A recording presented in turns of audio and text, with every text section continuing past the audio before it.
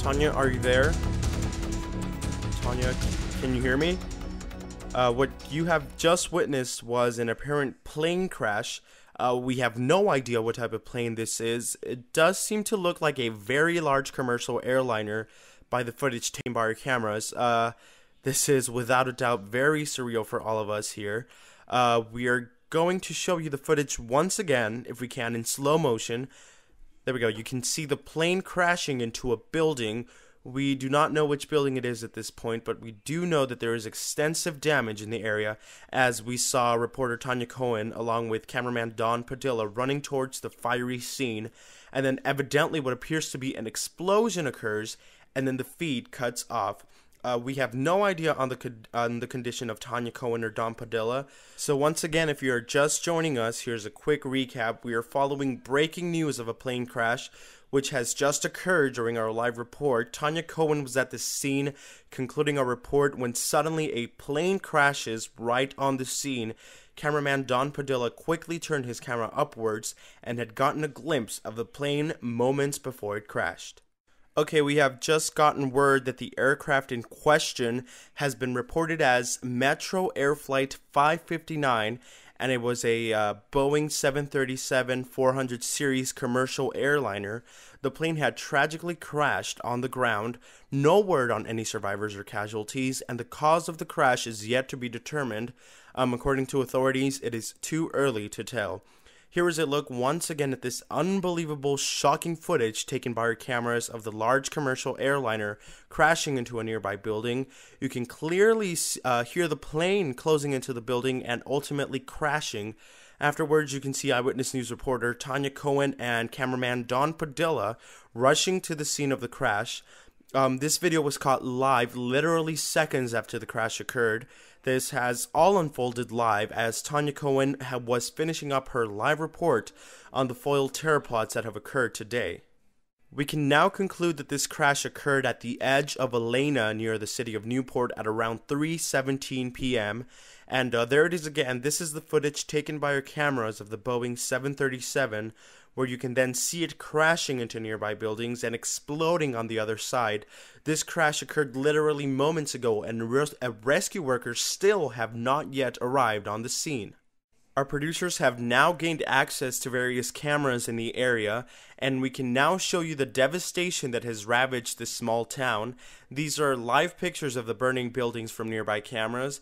As you look at these live shots, the damage is very significant as the plane had destroyed several buildings and structures beyond recognition. In this live shot, you can clearly see the building burning at the crash area, and it almost looks like a war zone when looking at the extent of the damage. So far, we know that the aircraft is registered to Metro Air. The flight number was 559 and was headed from Forex City International in Illinois to Newport International Airport right here in Jones Island. We are now getting new information from the NTSB, and they have confirmed that there were 98 passengers and crew members on board. We do not know if there are any survivors at this point. However, we can confirm that based on what officials are telling us is that the chance of survival from an impact of this magnitude is extremely unlikely. Authorities are not yet releasing the names of the passengers or any bystanders at this time until they fully understand the scope of this disaster. Okay, according to my producer, we are now getting confirmed reports that the bodies of the pilots of this plane were spotted a few yards away from the crash site. We are told that the two captains of Flight 559 have been found and have been identified as Captain Neil Jackson and First Officer Stephen Peterson. Both were piloting Flight 559 moments before the crash. It is believed that they were thrown out of the cockpit and died instantly. We are also getting new information from the area police, and we can now confirm that they have spotted many bodies around the crash site. We do not know how many people have been found, but authorities are speculating the number to be around 20 through 30. They are unsure if these victims are either passengers that were on the plane or bystanders on the ground. The number one question that will remain unanswered is the cause of the crash and the exact number of people killed and injured. Unfortunately, it is just too early to tell, and we may not know the answer for quite some time.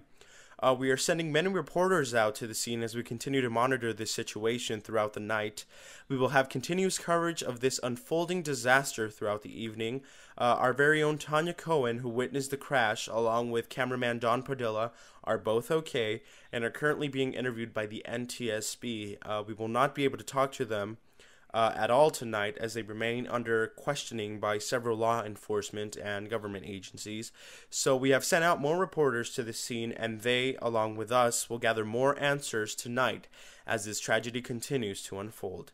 Our heartfelt thoughts and prayers go out to all the families and loved ones of the victims, and on behalf of SBN2, we are terribly sorry that this has happened. That will do it for this edition of Eyewitness News. We are going to take a quick break to join Sean Riff and Mary Riff in our studio downstairs. I'm Chris Aiden. Eyewitness News at 4 is moments away.